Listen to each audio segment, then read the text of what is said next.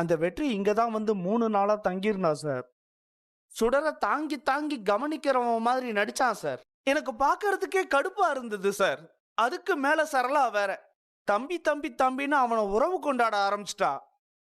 ஓ sir அவனை அப்படியே வந்து கட்டையால அடிச்சு அவன் கைய காலெல்லாம் முறிச்சு போட்டுடலாமான்னு இருந்துச்சு சார். இல்ல சுடுதண்ணி எடுத்து அவன் முகத்துல ஊத்தி விட்டுறலாமான்னு சார் தோணுச்சு சார் சார். சார் என்ன சார் ஏன் குழந்தை மாதிரி ஆயிட்டீங்க? வேற என்ன பண்ண சொல்றீங்க? எனக்கு மனசுக்குள்ள அவ்வளவு ஆத்திரம் அப்படியே அடக்கி வச்சுக்கிட்டு இருக்கேன் சார். அதான் வேற வழி இல்லாம உங்ககிட்ட கொட்டி தீர்த்துக்கிட்டு இருக்கேன் சார். புரியுது சார். நீங்க சொல்றதெல்லாம் வச்சு பார்த்தா வெற்றிக்கு சுடர் மேல ரொம்ப பாசம் இருக்கிற மாதிரி தான் தோணுது. ஏன் சார் ஒருத்தரால பொய்யா இவ்வளவு தூரம்லாம் பண்ண முடியாதுல்ல சார்? ஆ, அதெல்லாம் இல்ல சார். அவன் அபிய வெறுப்பேத்துறதுக்காகவே இதெல்லாம் செஞ்சுக்கிட்டு இருக்கான்னு நினைக்கிறேன் சார். என் தங்கச்சி ஜெயிலுக்கு போறதுக்கு காரணமா இருந்தவன் சார் அவன். அவன் அபிய கஷ்டப்படுத்துறதுக்காக என்ன வேணும்னாலும் செய்வான். அவன் அந்த ஸ்கூல் பக்கம் வருவான்னு எனக்கு தெரிஞ்சிருந்தா நான் எல்லாம் கண்டிப்பா சுடர் அந்த ஸ்கூல்ல சேர்த்து விட்டுருக்கவே மாட்டேன் சார். சார் இங்க பாருங்க, அபிக்கு அவன் சப்போர்ட்டா இருந்தா அது நம்ம கேஸ்க்கு இன்னும் யூஸ்ஃபுல்லா தான் இருக்கும். ஏன்னா அவர் தானே அபிக்கு எதிராக சாட்சி சொல்லியிருக்காரு. நீங்க வெற்றி இங்க இருந்த சந்தர்ப்பத்தை யூஸ் பண்ணி அவர்கிட்ட இதை பத்தி பேசியிருக்கலாமே. நான் கேட்காம இருப்பேனா சார்? கேட்டேன் சார். கேட்க தான் செஞ்சேன். என் தங்கச்சியை எப்படியாவது வெளியே கொண்டு வரணும்னு நினைச்சா அவன் கைய பிடிச்சு கெஞ்சாத குறையா கேட்டேன் சார். ஆனா அந்த கல் நெஞ்சுக்காரன் எந்த பதிலுமே சொல்லாம போயிட்டான் சார். எனக்கு ஏன் அபி விஷயத்துல வெற்றி இப்படி பிடிவாதமா இருக்காருன்னு புரியலையே.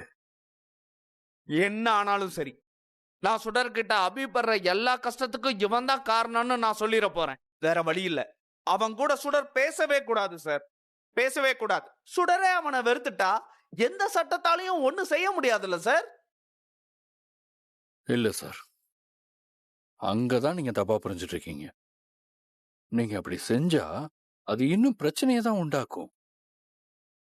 இப்ப சுடர் வெற்றி கூட பேசாம இருந்து வெற்றி கேஸ ஃபைல் பண்ணி கோர்ட்ல தன்னை பத்தி அபியும் அவங்க சம்பந்தப்பட்டவங்களும் தன்னோட குழந்தைகிட்ட தப்பா சொல்லி கொடுத்ததுனாலதான் தன்னோட குழந்தை சுடர் தன்னை வெறுக்கிறான்னு, அது மட்டும் இல்லாம 10 வருஷமா தனக்கு ஒரு குழந்தை இருக்கிறதே தெரியாம பண்ணிட்டாங்கன்னு வெற்றி சொன்னான்னு வச்சுக்கோங்க. அதுக்கப்புறம் கண்டிப்பா சுடர வெற்றியும் உரிமை கொண்டாட முடியும். பாருங்க, அப்பாவோட கேரும் சுடருக்கு தேவைங்கிற ஆங்கிள் தீர்ப்பு வர்றதுக்கு வாய்ப்பு இருக்கு சார்.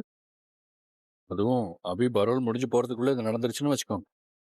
அம்மாவுக்கு இப்படி எல்லாம் சிக்கல் இருக்கிறதுனால சுடர் வெற்றிக்கிட்டே இருக்கட்டும்னு சொல்றது கூட வாய்ப்பு இருக்கு.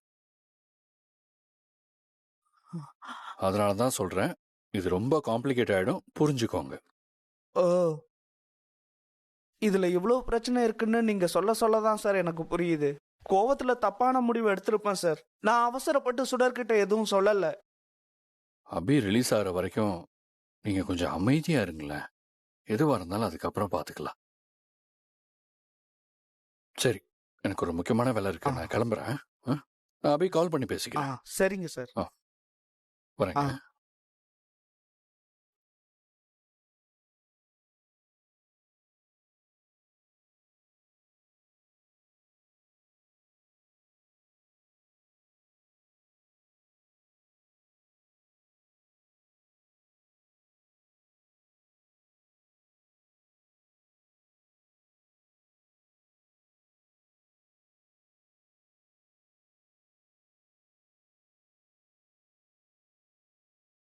ஹலோ.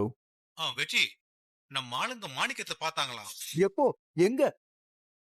அவன் அடிக்கடி அவங்க வீட்டு ஆளுங்களை சந்திக்கிறான்னு மட்டும் தெரிய வந்திருக்கு வெற்றி. அப்படின்னா அவனை பிடிக்க ஒரே வழி இதுதான்.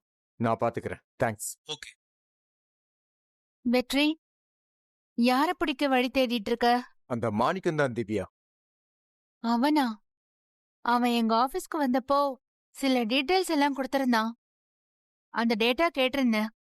அதுல எந்த அளவுக்கு உண்மை இருக்குன்னு எனக்கு தெரியல.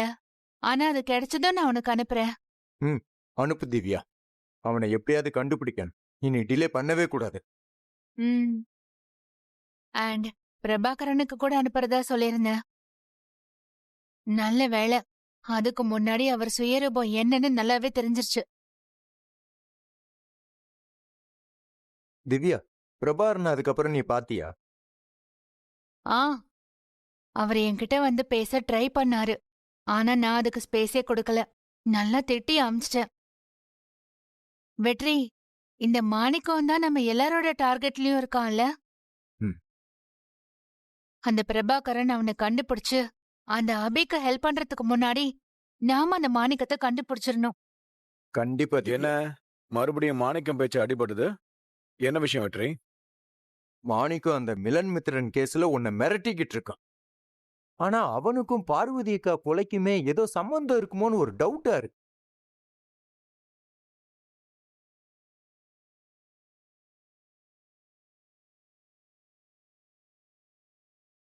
ஏன்டா வெற்றி இப்படி எல்லாம் பேசிக்கிட்டு இருக்க? அதான் அன்னைக்கே நான் மீட் பண்ணும்போது இத பத்தி எதுவுமே தெரியாதுன்னு சொல்லிட்டானே. அதுல தானே 2 பேருக்கும் வாக்குவாதம் நடந்து என்னைய கடப்பாரை எடுத்து குத்த வந்து நடுவுல நீ சிக்கிக்கிட்ட.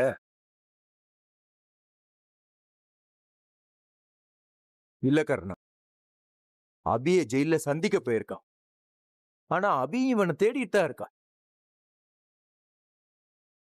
உன்னையும் உனக்கு சம்பந்தம் இல்லாத கேஸ்ல அவன் மிரட்டிக்கிட்டு இருக்கான். ஆனா இது எல்லாத்தையும் கனெக்ட் பண்ற ஒரே பாயிண்ட் பார்வதி அக்காவோட கொலை தான்.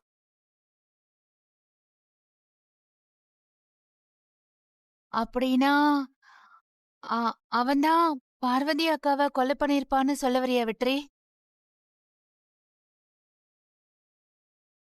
இந்த அபியும் மாணிக்கமும் பிளான் பண்ணி தான் அதை பண்ணிருப்பாங்கன்னு நான் தான் அப்பத்துல இருந்து சொல்லிட்டு இருக்கேனே. ஆ, எனக்கு என்னமோ மாணிக்கத்துக்கும் இந்த கொலைக்கும் சம்பந்தம் இருக்காதுன்னு தான் தோணுது. அப்படி இருந்தா அவன் எதுக்காக கர்ணானவ மிலன் மித்ரன் கேஸ்ல வச்சு பிளாக்மெயில் பண்ணணும்? கான்ட்ரடிக்டா இருக்குல்ல? ஆ, அங்கதான் ஒரு க்ளூ இருக்கு திவ்யா. மிலன் மித்ரன் கேஸ்ல கர்ணாவை மிரட்டுறதே பார்வதி அக்காவோட கொலை கேஸ்ல ஒருவேளை மாட்டிக்கிட்டான்னா எப்படியாவது தப்பிக்கிறதுக்கு ஒரு பிளானா கூட இருக்கலாம்ல. ஐயோ ப்ளீஸ் நிறுத்துறீங்களா? இந்த அபி மாணிக்கம் பேரை கேட்டாலே டென்ஷன் ஆகுது.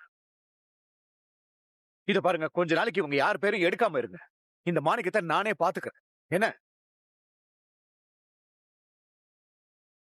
இல்ல கர்ணா, அவனால எந்த ஆபத்தும் வரக்கூடாதுன்னு நீ பயப்படுறதே எனக்கு புரியுது. ஆனா அந்த மாணிக்கத்தை நம்ம அசால்ட்டா விட்டது பெரிய தப்பு. அவன் தப்பு செஞ்சிருந்தான்னா கண்டிப்பா தண்டனை கிடைக்கணும். அவனை பிடிச்சு நம்ம விசாரிச்சா நிறைய விஷயங்களுக்கு நமக்கு பதில் கிடைக்கும்.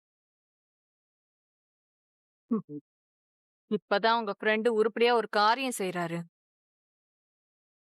விடுங்க, அந்த மாணிக்கத்தை கண்டுபிடிக்கட்டும். அவன் மட்டும் என் அக்கா கொலையில சம்பந்தப்பட்டிருக்கான்னு தெரிய வந்தது, அந்த அபி மாணிக்கம் 2 பேருக்கும் சேர்த்து தூக்கு தண்டனை வாங்கி கொடுக்காம விட மாட்டேன்.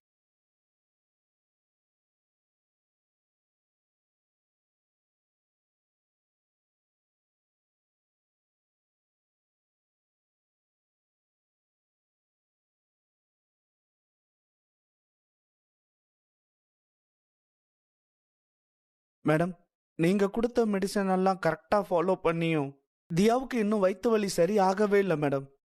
அதான் நீங்க சொன்ன மாதிரியே ஸ்கேன் எடுத்துட்டு வந்திருக்கேன். அந்த ரிப்போர்ட்ஸ் தான் மேடம் இதெல்லாம். ம், தியாவுக்கு ஒன்றும் பிரச்சனை இல்லைல்ல? இது சாதாரண வயித்து வலி கிடையாது. தியாவுக்கு மேஜர் ப்ராப்ளம் இருக்கு சார். மேடம், நீங்க என்ன சொல்றீங்க? எனக்கு எனக்கு ரொம்ப பதட்டமா இருக்கு மேடம். நீங்க இப்பதான் பதட்டப்படாம நிதானமா இருக்கணும். அப்பதான் தியாவோட உயிரை காப்பாத்த முடியும். தியாவுக்கு குடல்ல அடைப்பு ஏற்பட்டு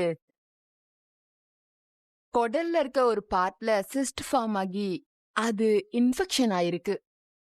இப்போ அது பர்ஸ்ட் அவுட் ஆகுற ஸ்டேஜ்ல இருக்கு.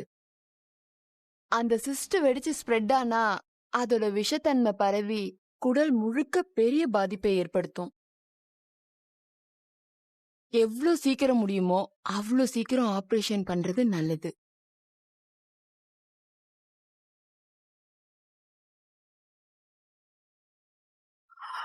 நீங்க என்ன சொல்றீங்க மேடம்? ஆமா சார். இதுல ஒரு பாசிட்டிவான விஷயம் என்னன்னா, ரொம்ப கிரிட்டிக்கல் ஆகிறதுக்கு முன்னாடியே என்ன ப்ராப்ளம்னு கண்டுபிடிச்சிட்டோம். ஆ. அதுக்காக இப்போ சீரியஸ் இல்லைன்னு சொல்ல முடியாது. ஆனா தியாவுக்கு சர்ஜரி பண்ணா தியாவை காப்பாத்த முடியுன்ற ஸ்டேஜ்ல இருக்கா. ஏன் மேடம் என் பொண்ணுக்கு போய் இவ்வளவு பெரிய கஷ்டத்தை எல்லாம் அந்த கடவுள் கொடுக்கணும்? அப்செட் ஆகாதீங்க சார். நீங்க தான் இப்போ தியாவுக்கு சப்போர்ட்டா இருக்கணும். மேடம், என் பொண்ணுக்கு இப்படி ஒரு பெரிய பிரச்சனை இருக்குன்னு நான் நினைச்சு கூட பார்க்கவே இல்லை. ஏதோ சாதாரண ஒரு வயித்து வலியா இருக்கும், அது அல்சர் மாதிரி இருக்கும், சீக்கிரமே சரியாயிடும்னு நான் நம்பிக்கிட்டு இருந்தேன் மேடம். ஆனா நீங்க சொல்றத பார்த்தா